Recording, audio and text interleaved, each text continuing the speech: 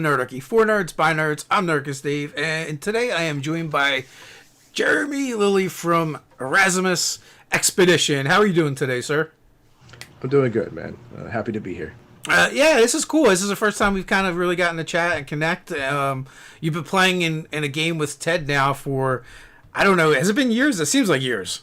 Yeah, I want to say he joined us probably 2 years ago now, give or take, on the Dawnbringers. So yeah, gotten to know him pretty well, and yeah, this is the first time that you and I have ever really spoken, at least face to face. But I'm excited. Yeah, so you have a YouTube channel where you've got a bunch of gameplays over there. You have a help action show that's kind of very similar to this format.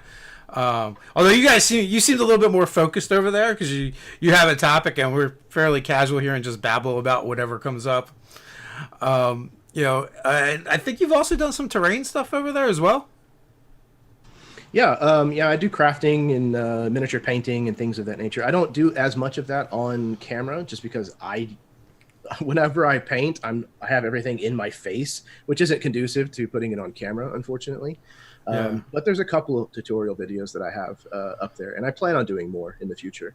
But yeah, I think we just about a month ago, I rolled over 200 videos on the channel, the majority of which are live play games. Mm-hmm. And then I do have the Help Action series. And we usually pick a topic, and I invite a guest who's kind of known for having like a passion or a particular like usual touching on that particular topic, and then we discuss that and do like a little bit of an interview and Q&A with the audience and stuff. So it's very, very similar, but it's also pretty laid back. It's not super serious. Now we were talking a little bit off camera about all the gaming you're doing. You've got like 6 different games you're involved with in a month. It's a lot of gaming. Yeah. Thankfully, virtual gaming has kind of, like I said, saved my sanity. Having the chance to be able to play with people who are literally all over the world, people in Australia and people in the UK, people in Europe, and all over the US and Canada. It's been really, really nice. I have a really tight-knit group of friends that I've kind of found through doing that online that I talk to pretty much every day. But we play in a lot of different games with each other and things of that nature. So yeah, I run 2 campaigns a month, and I play in 4 others. And then I have a one-shot every month that I typically run, and that varies system and setting. I have a system that I design myself that sometimes I'll run. I play everything from Masters of the Universe to Ghostbusters to The Matrix to whatever. So I just enjoy this kind of connection with people and being able to tell stories. So you said you have your own system you're using for a lot of those games? I do, yeah. I developed a one-page system called the Expedition Engine, and it's basically Lasers and Feelings, if you've ever played that. But Lasers and Feelings has like 2 stats, and everything that you do falls into one of those 2 stats.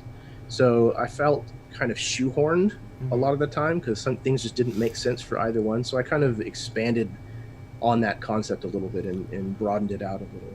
And added a couple of other things from like the Black Hack and things like that. So it's just a real simple system that I have a bunch of different versions of. Like I said, Ghostbusters, Matrix. There's one called Monster Jungle where you do Jurassic Park or King Kong style games and all that kind of stuff. What is the mechanic, the core mechanic? So essentially, everything you have is on a sliding scale. So like it's grace versus force.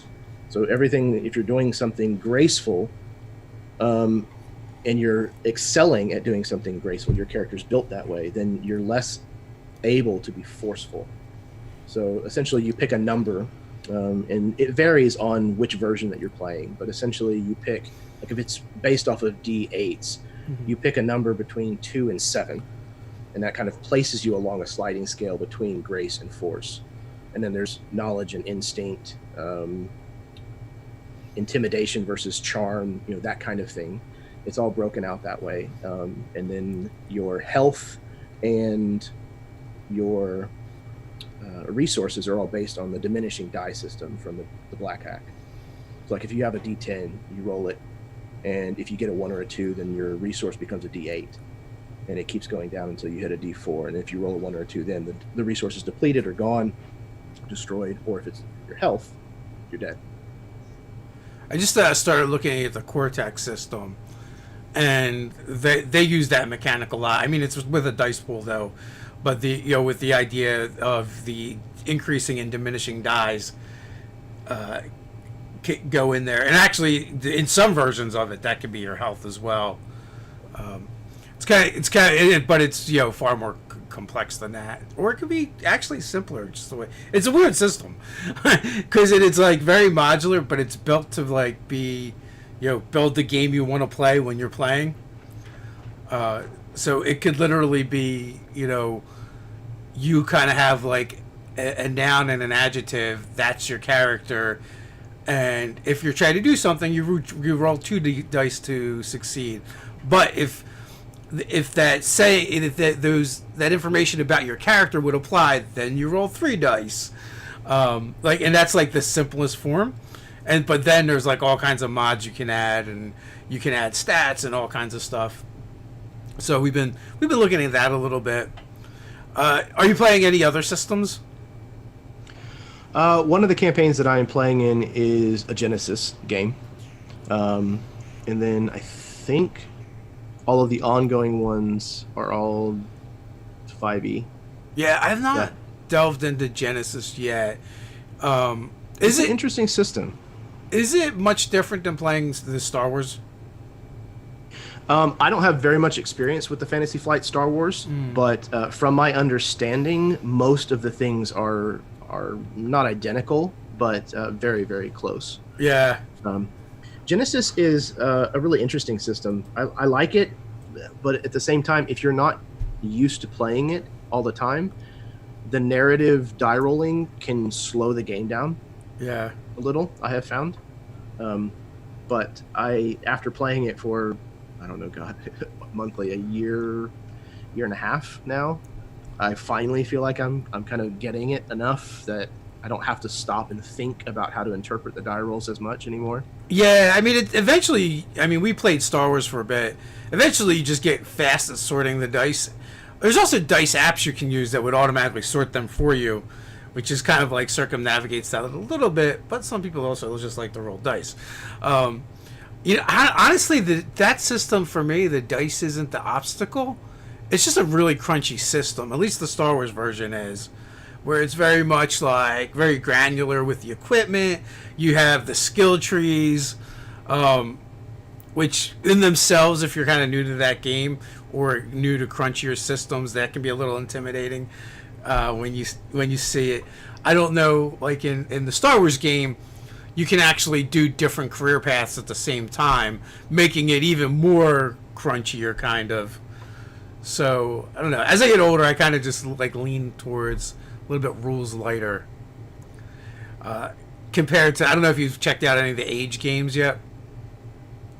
Yeah, I looked at them a little bit whenever Fantasy Age first came out, because I was building a system for running Kung Fu.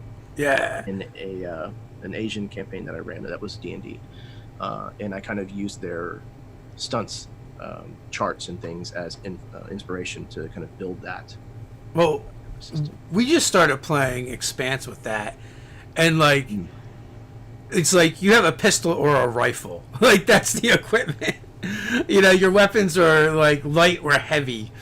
So like in comparison to like the Star Wars game where it's very granular, like you have this specific pistol, you have this specific weapon, where that is just like it just like blanket covers it. So I can imagine like going from one system that's very simplistic, kind of like that, to another. It's a huge difference.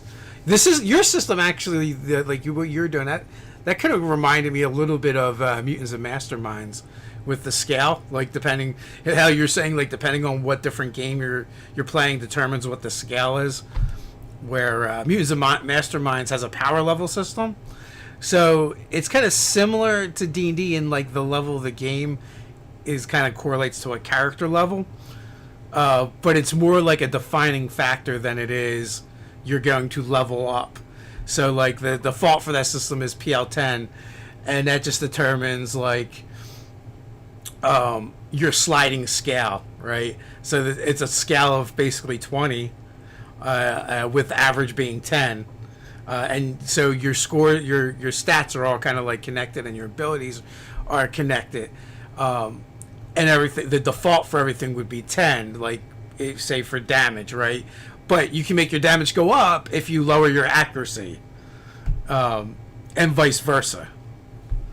So it kind of made me think about that. Except for Mutants Mastermind is also, it's based off of 3.5 and D20, so it's pretty crunchy. Yeah, one of the reasons why I have it changeable between the different versions is because, like, if you're playing a game like Ghostbusters, really there's not that much difference between any of you as far as like your statistics are going to go. But if you're playing a game like Masters of the Universe, then your characters are going to run a massive gamut of differences. So having that sliding scale be more adjustable, have more increments in it, seems to work out better whenever you're playing the game. So yeah. So of the games you're playing, you said are most of them D&D, or most of them your system that you're using? Oh, you said you're. Oh no.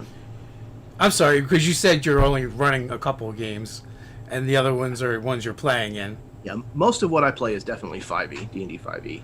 Yeah. That's mainly what I play and run. It's a good level of crunch, and I have been playing D&D in one version or another for 2 decades now. And I like 5th edition. I understand it. That's kind of how my brain thinks. So that's definitely my go-to. And it's better for running campaigns. But the expedition engine is better for like one-shots. Mm-hmm. It's definitely not like a long-term system. So have you had other people run your system? I have heard somebody say that they ran one of them, but it wasn't a game that I was able to watch. I don't think it was broadcast. It was at a convention or something. Okay. And then I had a friend who ran us through like a 3-shot using one of them. Okay, cool. So how did you feel it worked as a player? I liked it. It was nice because I understood it. Yeah. It's always rough picking up a system that you've never played before as a player and trying to not only role play but also understand what you're supposed to be doing and where your character kind of fits in, as far as like what they're capable of doing within the system. So yeah, I like it. I'd like the chance to play it more often, for sure. I think playing new games are easier if you have a certain kind of mindset. So when I try and pick up a new game that I'm going to play in it, I might grasp the rules enough to make a character, or or if I'm using a pre-gen, my go-to generally is, look, I don't know how to play this game. I'm going to tell you as a player what I want to try and do. I'm going to role play. And then when there's a check or something's required, just let me know what I got to roll or do. And then we'll see how it goes from there. I feel like when I approach it that way, it allows me to enjoy the game and learn the game as I play, and puts less stress and pressure on me as a player. And a lot of times when we're doing this, we're playing, there's more than one of us or several of us that are new to a particular game. So it's not like you feel like you're dragging down the table because you're the only one that doesn't know all the rules. Yeah, that's very fair, and I'm very much the same way. I'm the first person to say that, hey, I don't understand this system, so I'm going to be asking a lot of questions, and I just hope that I have a GM who's understanding, and that's kind of my perspective as a GM. Yeah. Like, if you're new and you don't understand, ask me questions. Like, I don't mind at all. You're not going to hurt my feelings or break the immersion by asking a question and wanting to understand more. That's why we're here. Yeah, I mean, also, hopefully you get players that feel the same way. Yeah. I mean, it's different if you're playing, like, an extreme game, or not even a stream game, just online, virtually, as opposed to as being at the table.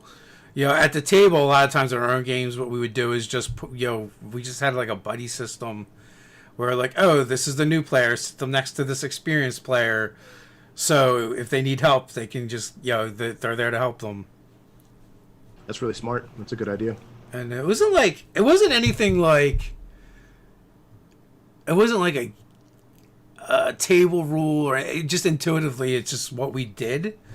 Until we started like doing Nerdarchy and talking about the things that we do is when we kind of like started bringing it up. And if you're gonna have a table with new players at it, if you compare them up with experienced players, it helps and alleviates the DM a lot of times from having to like stop to explain things.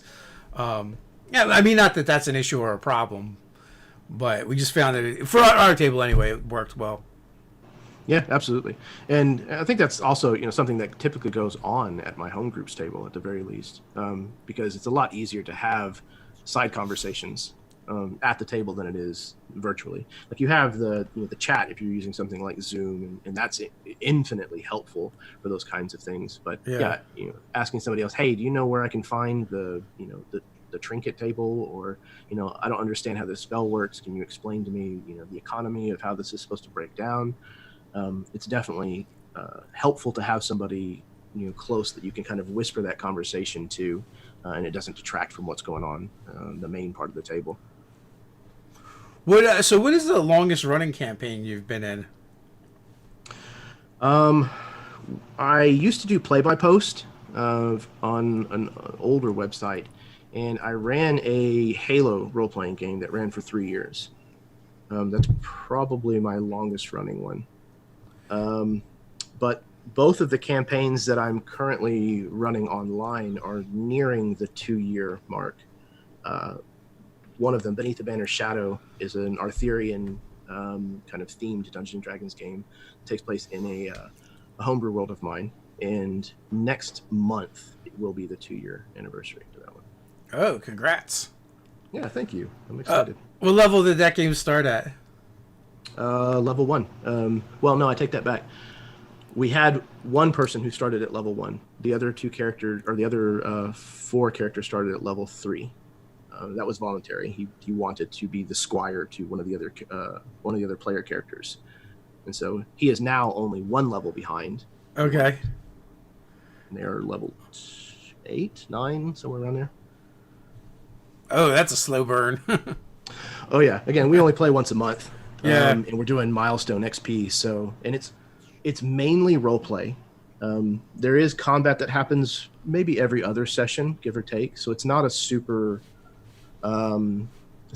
combat oriented game, but the relationship between those characters and what's going on in each of their individual stories and how it impacts them is really where that game has held together for so long, so well. Yeah, I was trying to think because we've got a couple games that we've run that are monthly, and we took 2 campaigns from level 1 to level 20. And they were also, like I said, they were monthly games. So I was trying to remember like how long it actually took us. My game's been kind of weird because it's been on and off. And then Ted's game had gone from 1 to 20 and wrapped up. I want to say it took about 3 years in order to get from level 1 to level 20, playing once a month. But I mean, we kind of level like every other session, so, and maybe a little bit faster in the very beginning. Yeah, with 5e, that's definitely kind of the way it feels. Is you level very, very quickly in the beginning, and like the one that I was mentioning before, the Asian campaign that I ran, it ran for 11 months, and that was meeting weekly. Yeah, and I think we finished the story about 15th, 16th level, somewhere around there. Nice. I know for our group, traditionally, high-level play was not something that was seen very often. So these were like a little bit new for us. Yeah, the game changes. The first, lower levels up to about, 6th or 7th level or so is kind of a different game than it is from about 7th to about 13th or so. And then from 13th on, it's a whole different monster. Yeah. It also really, when you start getting to those higher levels, really kind of shows the difference between single class and multi class characters a lot. Yeah, it's very true. But even just narratively, I mean, you get the ability to start going between planes of existence, and the magic gets so out of control, wild, that you can summon things that change the geography of the world. So it has to kind of become a different game at that point. Yeah, I had ran a Christmas adventure from Frog God Games called Orcus Claws, and the players were like 17th level, I think, and the adventure was for like 3rd level characters, and I just kind of modified it as I was playing. But there's like a whole section where they have to travel up the mountain to get to the lair of Orcus Claws. And the one character's like, yeah, I'm just going to wish us from here to the doorstep. I'm like, all right, we're just going to throw out this stuff over here, and you're there. Yeah, it's like the first time that somebody in the party gets access to flight. You're just like, oh, well, that changes everything now. Now I have to constantly be considering that whenever I'm coming up with my challenges. Yeah. There's just certain things that change the game and make us think on our toes as a DM. But that being said, like if those are things that happen in a world, and depending on how common they are, yeah, there's probably countermeasures considered for that stuff anyway. Exactly. Yeah, it's the build a better mouse, build a better mousetrap type situation. Absolutely. I know some DMs get their panties in a bunch about like Arrow Croaker and other things that can fly at first level. I'm like, flying at low levels is terrible because you're like one sleep spell away from getting wasted. Yeah, it's just kind of one of those things where you need to take into consideration what your players are bringing to the table before you sit down as a GM.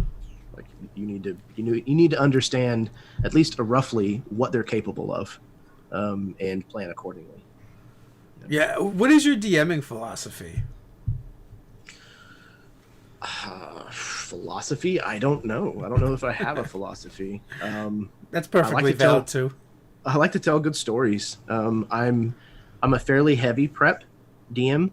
I'm also a world builder, so there's a lot of world building that I do as part of my prep.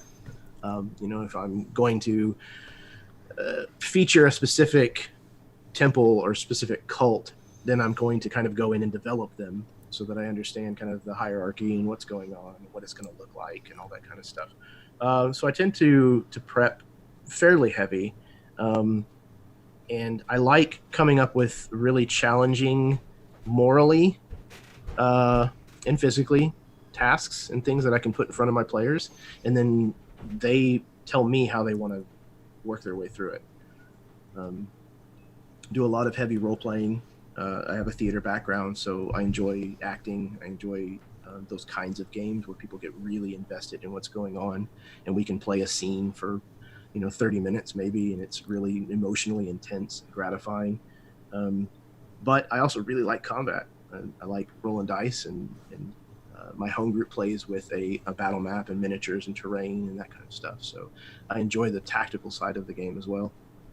What do you consider a lot of prep? What does that look like for a session? So I have confined myself to one page typed for how I run my game. As far as like the actual crib notes and things, I have other pieces of paper that are a list of NPC names. If I've got magic items that I've handed out, then I have a printout of what all of those do and their descriptions and all that kind of stuff. But I run off of a single sheet of paper, usually just kind of a bulleted list of the things that I want to try to happen in the session. Yeah, I think I used to use like flowcharts, kind of like to kind of like storyboard the session. Which at some point I stopped doing because I was like, they'll do this one point right here, and then I can just throw everything away for the most part because players are going to play. Absolutely. I was really excited. I ran a session Friday, and I had 12 bullet points on my page, and I was like, "There's no way we're gonna get to all this. There's no way." But we hit every single one of them, and it was all of these different character threads that were all going that we got to kind of pluck on and develop a little bit, and then we had like a really cool tournament, like grand melee tournament at the very end that kind of evolved into like a vision that showed them a possible future and all this kind of stuff. So it was a really good session, and we got a lot done. So I felt really, really good when it was finished. Your players are kind. My players are amazing.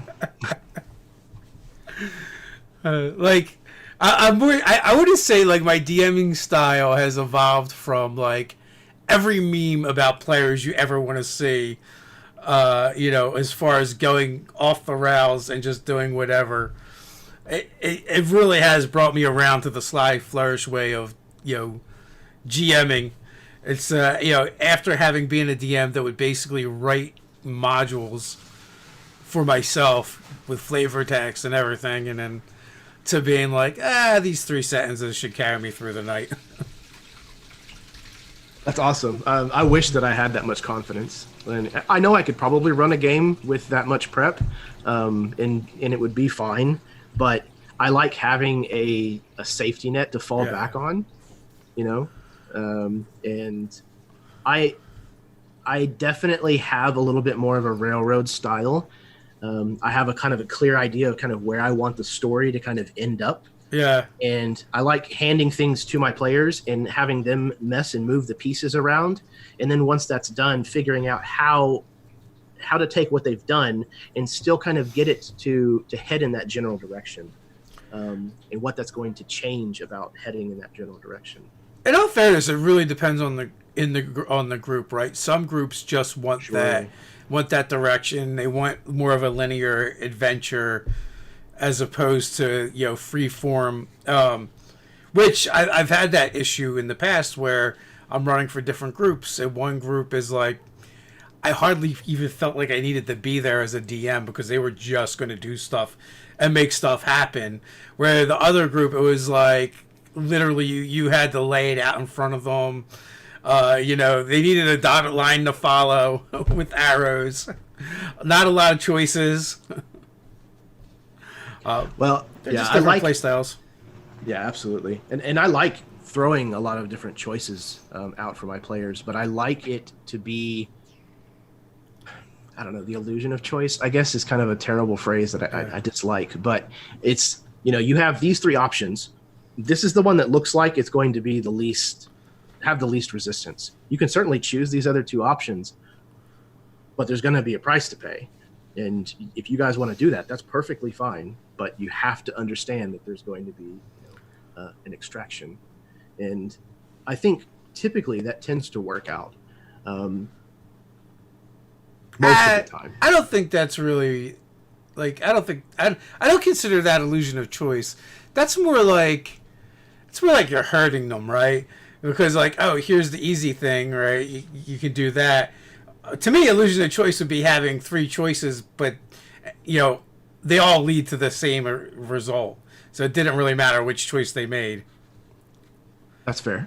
I'm also not against that either. Like, if you want to do an ogre encounter along the road, and the road forks, but the ogre encounter is on the right, and you put it on the left, so what? So, like, in this game, nothing happens until the GM says it happened. Like, that's our job. Yeah. I guess if I had to kind of put a term to the way that I typically DM, I like to think of it as creating little beads.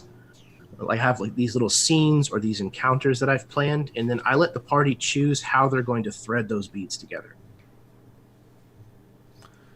So, no, I totally dig that. My style is, I just like load a shotgun with all kinds of plot threads and plot points, and then I fire it at their face, and then I see which ones they pick up, and that's kind of what we're going to do. Yep. I've played in a few sandboxy campaigns before, and I have found that that's not a style that I do well in as a player, because I'm a completionist, by nature, and it's just like video games like Skyrim, where there's an infinite amount of side quests that you can go on. I go to my book and I'm like, shit, like there's 100 of these quests that I haven't completed yet, and I don't remember anything about any of them. I like having a pretty clear goal in mind as a player. I've played in a couple campaigns where we have quest logs that people are keeping, and it's like that. And it's like writing something down, crossing something off, putting it back because we didn't. It turns out it wasn't completed. And I can see how, like, for certain types of players that would be more frustrating. And that's a good conversation for session 0.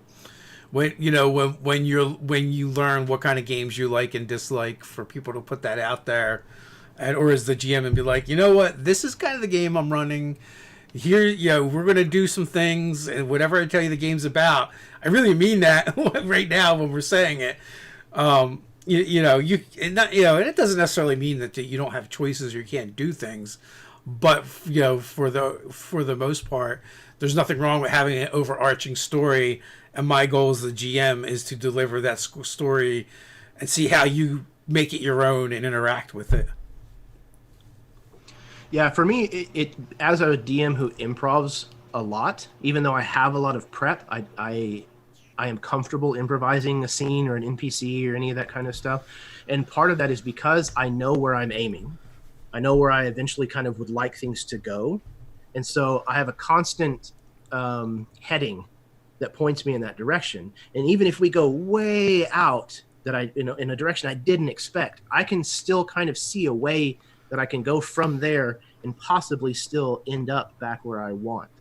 And again, it may change the way everything looks in between there, but eventually they are still probably going to be fighting, the lick in the ruined church or whatever it is, that final bead that I have in my mind. I can still see a way to get it from there to there. Mm-hmm. So you said you can make go sessions without any combat, and that's totally valid way to play. But I think, like, you don't need combat to make a game exciting. You need excitement to make a game exciting. So what you need is tension and conflict, right? Generally, in order to have exciting game. So what are some tips that you could give people to doing that don't revolve around violence? That's a really good question. The easiest answer is to pick players who understand that there's value in not hitting everything with a weapon or a spell. One of the games that I run online, there was a conflict within the party that they were discussing, a different standpoint in character, and they role played for 90 minutes, and I didn't say a word. I didn't have any input to give, and it's not one of the things that I wanted to rush through because it was a really important character development, and I wanted to see that through. So I think if I had to have a note for DMs, is be able to recognize when a scene like that is happening and let it breathe. Don't feel the need to interrupt it for pacing or whatever else. And give your players reasons to have those kinds of scenes. Have NPCs that a response of violence isn't appropriate, either because of station, it's a duke or something that they literally legally, if they attack, they're going to be thrown into a dungeon, or somebody that they just wouldn't attack, a child or a loved one, but have them be put into a morally or emotionally difficult situation and see how they're going to work their way out of it. Yeah, you just can't stab that to death. No. Well, you can try, but that's not going to be a very rewarding outcome. Right. It doesn't ultimately solve the problem. No, exactly. Can you pull an example from one of your games where that worked really well, and like the trigger that kind of like drew your players to have to resolve this conflict or this problem through other means?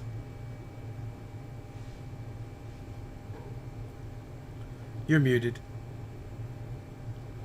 Gotcha. Okay.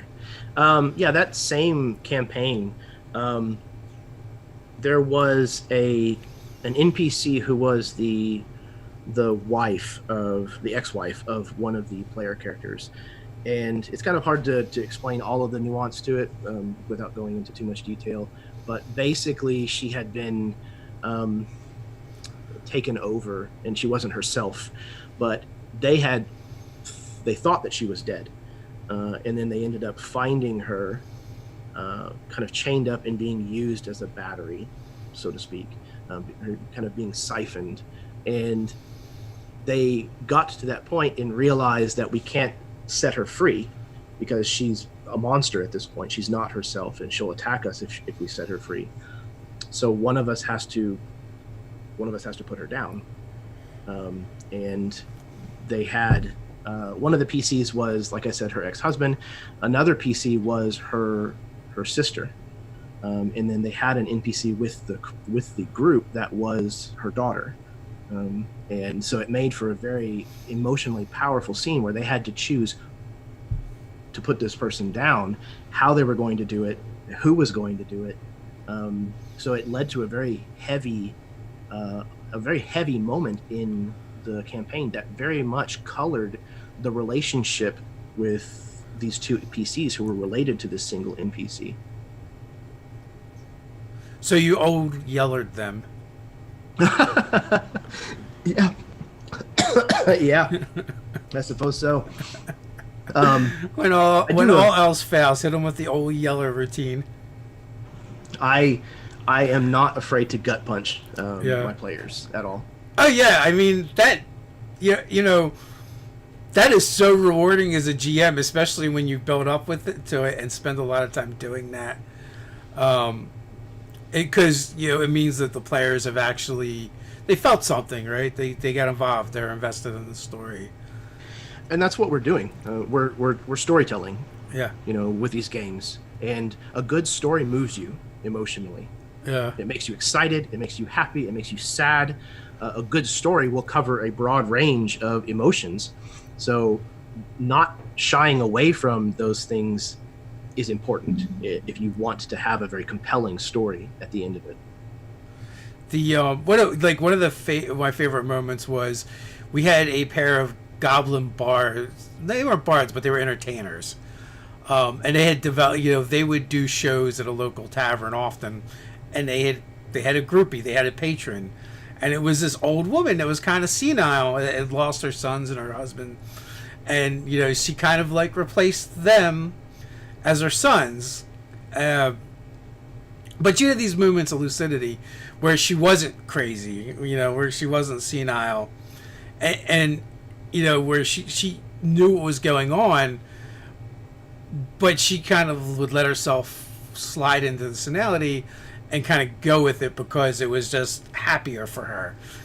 Well, after having this character in the campaign probably for a year or so, I had her die of old age, and had like a final scene with those characters, and there was nothing for them to do except for try and like seek closure in the game. And then they like inherited all of her stuff because she was also really wealthy, which added some other dimensions to the game as well. But yeah, anytime you can do that and connect the players and make them feel, it is it is a lot of fun. Like one of my players, one of the gobblers definitely called me an asshole for killing moms, but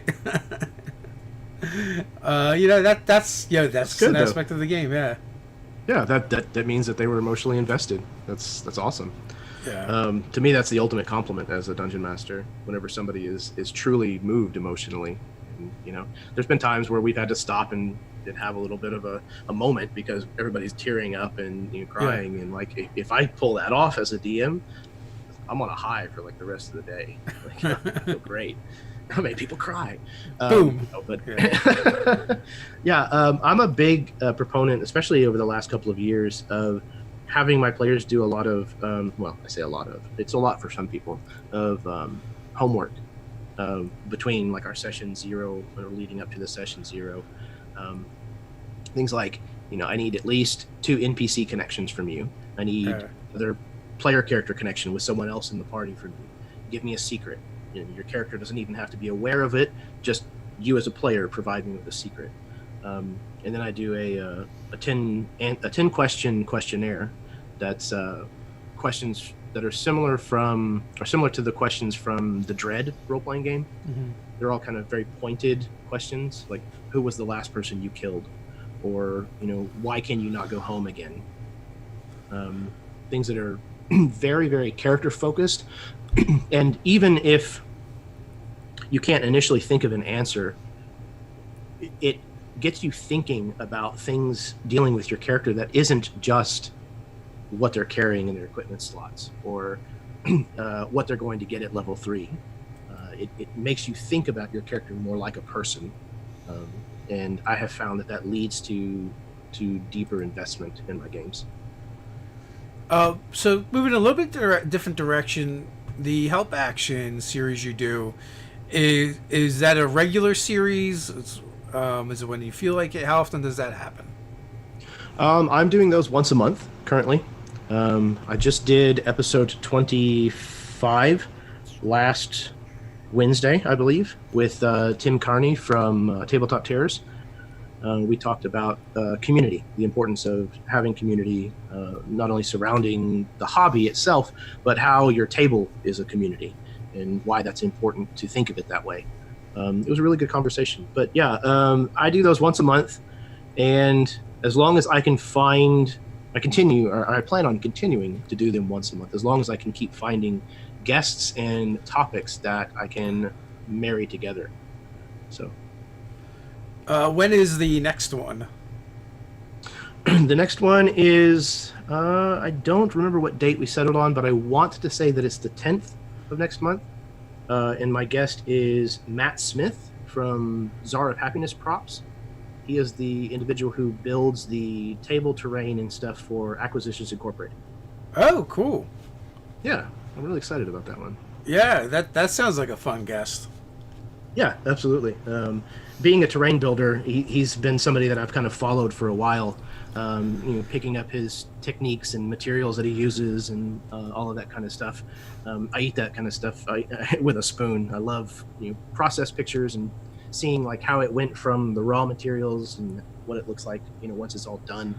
I love that kind of stuff. So it'll be fun to pick his brain. Did he build the Beholder? The Beholder construct thing? Yes, the one they rode around in. Yeah, I believe he did. I know he built the Cloud Giant Castle. He built the Infernal Machine that I think was from one of the Descent into Avernus. Yeah. One that they did. And he built like one of the labs that had like a big kind of, not globe, but I can't remember the name of it. Or oratory, something like that. The big spinning planets and stuff in the middle of it. He's done a lot of really cool builds, so I'm excited to talk to him. Cool, that sounds like a lot of fun. So do you plan out your questions ahead of time? Or is it... Okay. Yeah, I usually come up with a handful of talking points that have to do with the specific topic, and then a couple of points that hopefully are a little more personal. One of the things I always ask people is how they got started in the hobby, like how they found gaming. And then I try to take questions from people within the community that I can gather, and then I take questions live from the audience whenever we're doing the episode. Okay. So do you have a specific question for that next guest that you want to ask that's kind of geared towards what they do? I don't know, to tell you the truth. I haven't even 100% settled on a topic. I know that I want it to be, I know I want to bring up crafting terrain, but I also, like whenever I had DM Scotty on, I didn't ask him to come on to talk about terrain crafting in particular, because for me, that's the thing that when those people go on to be interviewed, that's what they always have to talk about. Mm-hmm. And so I kind of try to find something that's a parallel, or that kind of is that, but also encompasses something else. So for him, for DM Scotty, I just talked about physical props, like just making physical, tangible things to bring to your gaming table. So I haven't settled on a topic to talk about with Matt just yet, but I know that it will at least encompass what he does for a living. Having played with DM Scotty, getting to see him do his thing with terrain is like the man is the man is a performer for sure, and like the terrain is his instrument, right? And to see someone to like integrate that into a game so smoothly, it was definitely a pleasure.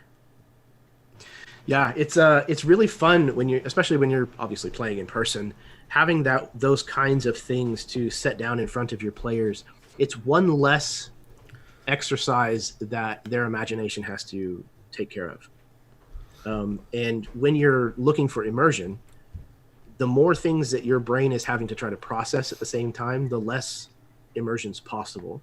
So if you don't have to think about, the sound of cars driving by outside, or the fact that you're just staring at a character sheet, or you're having to imagine the way that this room looks and where all of the different goblins are at. If you can just look at the table and see, oh, okay, cool, there's 5 goblins and one of them is standing on this elevated platform over here, so that's going to give me, probably cover from him. It changes the way you address everything in the game. And you're able to kind of insert yourself into that moment a lot easier, I found. So you've done some crafting yourself, and you said when you play in person, you use the battle map and grid and everything. Do you have advice for people for integrating the terrain into your game? Start simple. Build something that is modular that you can use in a bunch of different sessions. Instead of building like a specific room, build just a tiled floor piece that looks like stone or whatever. Build a bunch of them. There's a lot of different channels on YouTube out there that you can find those kinds of tutorials for building just a modular beginner set, and find out if it's something that you enjoy doing, because it can be very time consuming. And if you're like me, then you end up with an entire closet full of supplies and materials and tools. So it definitely can become a deep dive for the hobby. But if it's a thing that you love to do, then you might discover a new passion. So try it out. I will say one of the things I learned from watching Critical Role is I like how Matt builds his set pieces on like a piece of plywood or something, and then just drop it right on the table, as opposed to, and that also kind of like speaks to our style of play, where it's not like when we use terrain or we do something on the table, it's not like the whole dungeon is going to be laid out and you're going to go through it almost like a board game. We just we do theater of the mind, an encounter might break out, and then we pull out the terrain pieces and stuff. So I do kind of so like his style would actually goes really well with the way we do it if we're going to use a lot of terrain like that. So I felt that was pretty cool. Now when I played with DM Scotty, that was literally like going through the laid out set. Although he did it in phases, because it was his pyramid one, which was really cool to see him move so smoothly through them. Like I always look at terrain as as being a mostly theater of the mind kind of guy, and I'm always seeing like these huge sprawling Dwarven Forge layouts, and all my brain does is go, my players will totally go and do something else if I do this, right? And they've got it like covered with cloth or something, and they're trying to like you have to carefully pull it back so you reveal just what's there. So in that way, like I found the way DM Scotty did it was interesting, and I like the way Matt does it, where you can like have something off to the side, and then kind of reveal it to the players.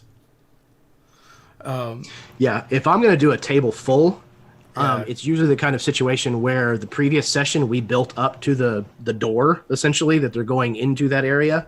And then I just spend the time to set it all up before everybody comes over the next session. Yeah. And then it's like, okay, this is what we're doing. you know. And most of my players are good enough that they realize, hey, he put in the time and the effort to do this. Let's just humor him, and we'll go through this. Even if we kind of want to do this other thing on the side, we'll come back and do that, you know, next session. Yeah, I know Ted has definitely been like reached out to each of us individually and to find out exactly what we were doing next session. And we've told him one thing, and then we've showed up and been like, yeah, we're not doing that now. And it's not like, it's not intentional. It just happened that way. I also wonder too, like, if, you know, part of me doesn't wonder if, you know, when the players show up and they see that and they go, oh, we have to do this now. Even if it's only subconsciously, where they're like, oh, the DM did all this work, so this is what we're doing. We're going to do, if it doesn't have a psychological effect on the table, good or bad. And I feel like you also have like two different types of players. Ones that are like, oh, the DM did all this stuff, we're going to go do this thing, and the other one is like, nah, we're not doing this. The jerk player. Yeah, for sure.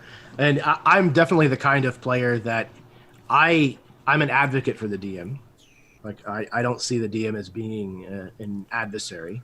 Now, obviously, you know, they're playing the monster and whatnot, but typically, my approach as a DM is I'm rooting for my players. I'm going to push you to the brink of failure and find out what happens.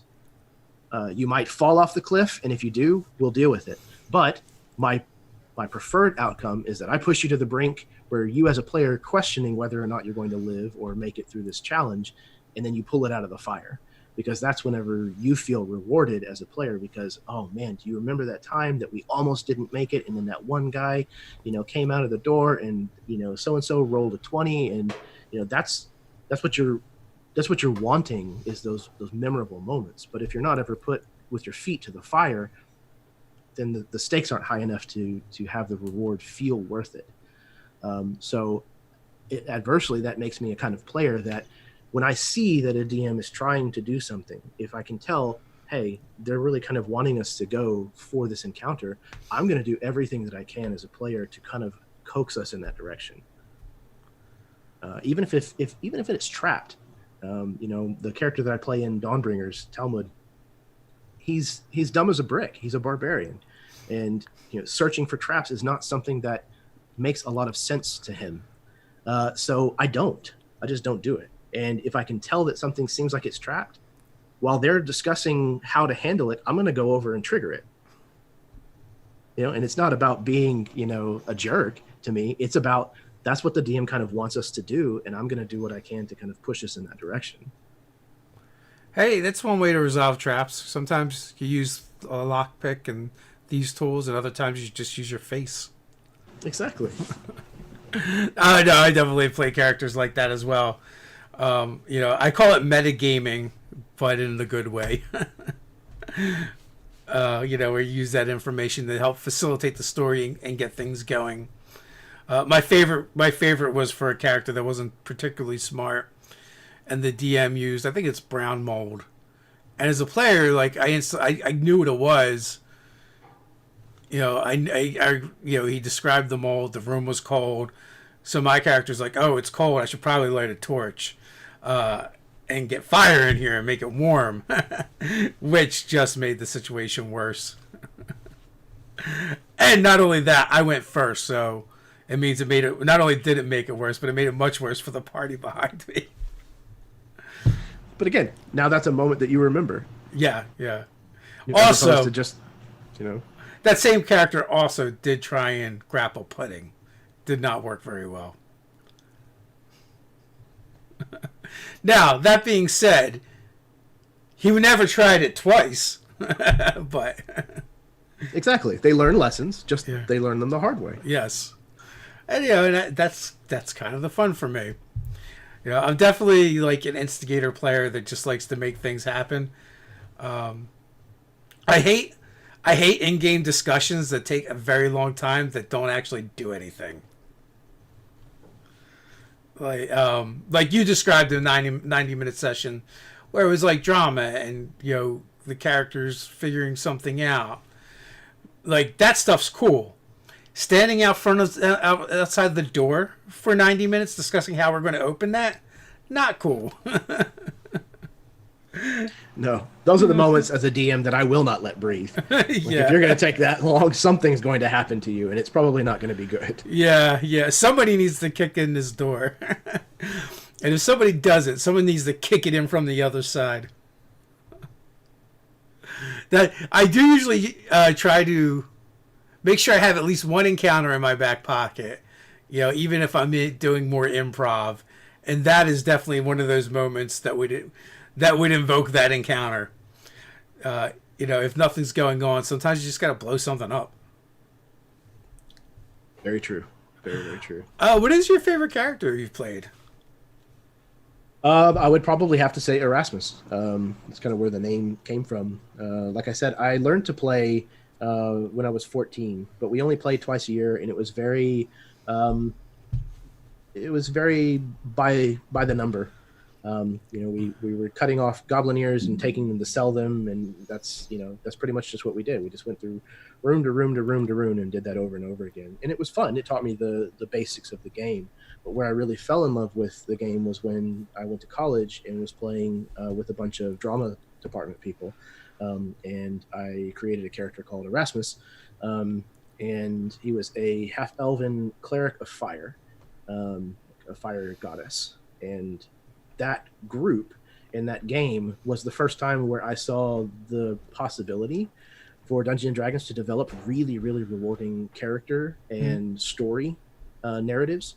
So that kind of stuck with me. And Erasmus became kind of the personification for my inner hero.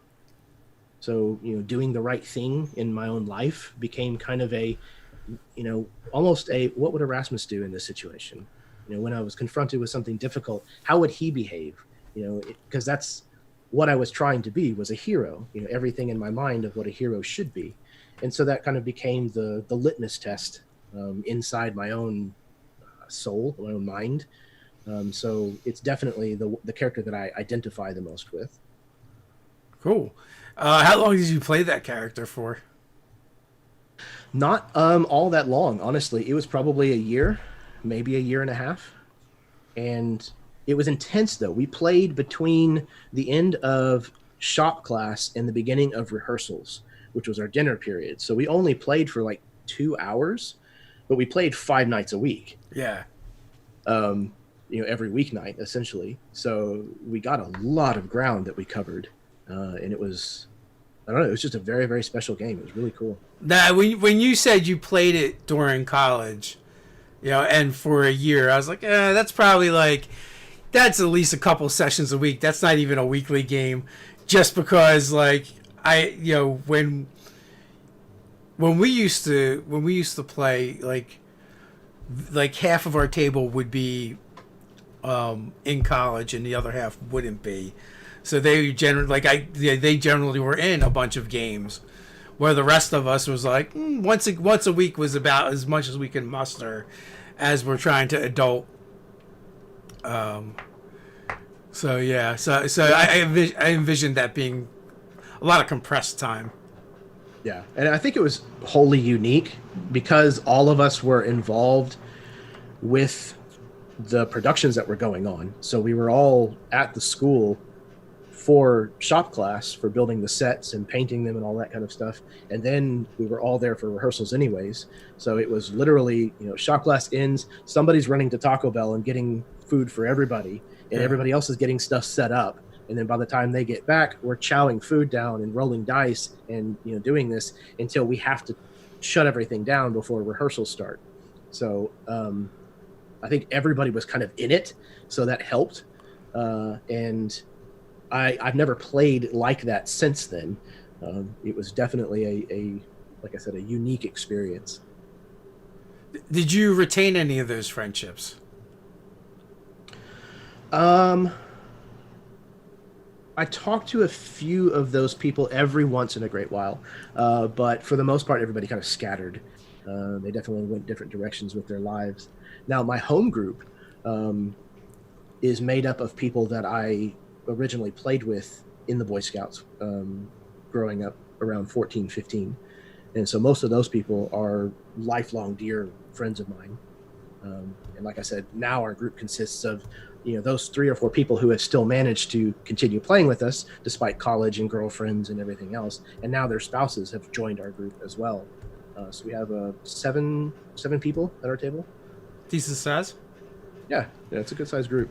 Yeah, I mean, I asked because I was just curious because this hobby has a way of creating those lifelong friendships, either developing them or keeping them going. It's like it's like glue, really. It's like social glue, because we have this thing we can do together with our friends that keeps us coming back. So, some of my own longest friendships, I would attribute more to the game than anything.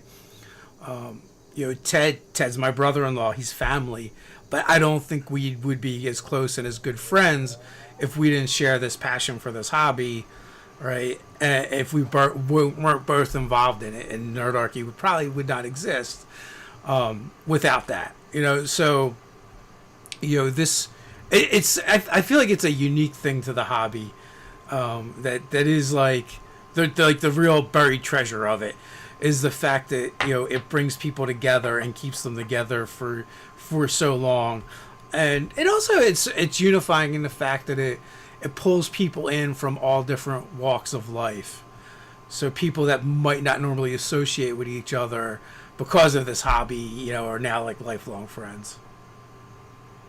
Yeah, and I think the reason that it's unique to the hobby is because psychologists have studied what happens when you do role playing, and they say that the experiences that you live through role playing, your mind has a difficult time distinguishing between those and reality, your actual memories versus these perceived memories. There's very little difference inside your brain about the emotion that it conjures up whenever you recall them. So it makes really good sense that the people that you have in your mind, at least, bled with, fought alongside, saved, rescued, they saved your life. You've been through these emotional experiences, traumatic experiences with, standing side by side. You've set goals, met goals, beat goals, achieved things, killed monsters and bad guys together. It develops almost like a soldierly, like brotherhood, like a bond that you feel with these people. And it makes really good sense that that is a